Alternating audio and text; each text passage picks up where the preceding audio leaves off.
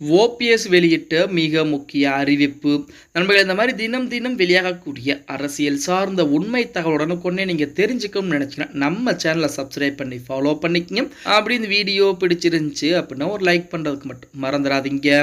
ராமநாதபுரம் அரசு மருத்துவக் கல்லூரி மருத்துவமனை அறுவை சிகிச்சை அரங்குகள், நவீன ஆய்வகங்கள், விபத்து மற்றும் அவசர சிகிச்சை பிரிவு, ரத்தம் வங்கி, பொது மருத்துவ பிரிவு உள்ளிட்ட அனைத்து வசதிகளும் இயங்கி வருகிறது. என்றாலும் தலைக்காயங்களுக்கான சிகிச்சை பிரிவு இங்கு ஏற்படுத்தப்படவில்லை. இதன் காரணமாக பரமக்குடி, ராமநாதபுரம், கீழக்கரை, ராமேஸ்வரம் உள்ளிட்ட பகுதியில் விபத்துகள் ஏற்பட்டு பொதுமக்கள் தலைக்காயம் ஏற்பட்டால் காயமடைந்தவர்களை 100 கிலோமீட்டர் தொலைவில் உள்ள மதுரை ராஜாஜி அரசு மருத்துவமனைக்கோ அல்லது தனியார் மருத்துவமனைக்கோ அழைத்து செல்லக்கூடிய அவல நிலை நிலவுகிறது. இதன் விளைவாக தலைக்காயம் அடைந்தவர்களுக்கு உடனடியாக சிகிச்சை அளிக்க இயலாத நிலையில் உயிரிழப்புகள் ஏற்படும் சூழலையும் உருவாகி இருக்கிறது.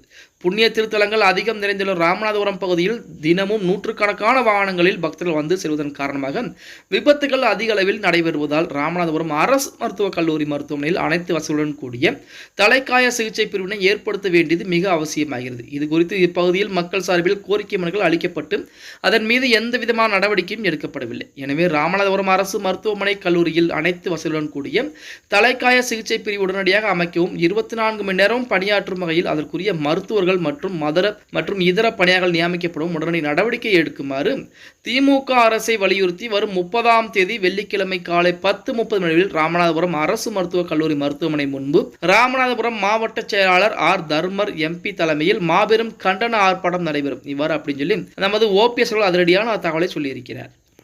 வருகின்ற 30ஆம் தேதி ஓபிஎஸ் அணியின் சார்பாக கண்டன ஆர்ப்பாட்டம் என்பது அதுவும் ராமநாதபுரம் மருத்துவமனை முன்பாக, அரசு மருத்துவமனை முன்பாக நடத்தப்படும் அப்படிங்கிற தகவல் சொல்லியிருக்கிறார். அது மட்டுமில்லாமல் ஓபிஎஸ் ஆதரவாக இருக்கக்கூடிய அனைவருமே இந்த ராமநாதபுரத்தை பொறுத்த வரைக்கும் அங்கே இருக்கக்கூடிய நபர்கள் அனைவருமே இந்த கண்டன ஆர்ப்பாட்டத்தில் கலந்து கொள்ள வேண்டும் என்றும் சொல்லி பார்த்தீங்கன்னா ஓபிஎஸ் தற்போது ஒரு தகவலையும் சொல்லியிருக்கிறார் அப்படின்னு கூட சொல்லலாம். ஓபிஎஸ் அழைப்புக்கு யார் யார் வரப்போகிறார்கள் அப்படிங்கிறத பொறுத்து வந்து பார்க்கலாம். ஓகே கைஸ், வீடியோ பிடிச்சிருந்தா மறக்காம ஒரு லைக் பண்ணி விட்டுருங்க. அப்படி இந்த வீடியோ ஃப்ரெண்ட்ஸ் அண்ட் ஃபேமிலிக்கும் ஒரு ஷேர் பண்ண மறந்துடாதீங்க.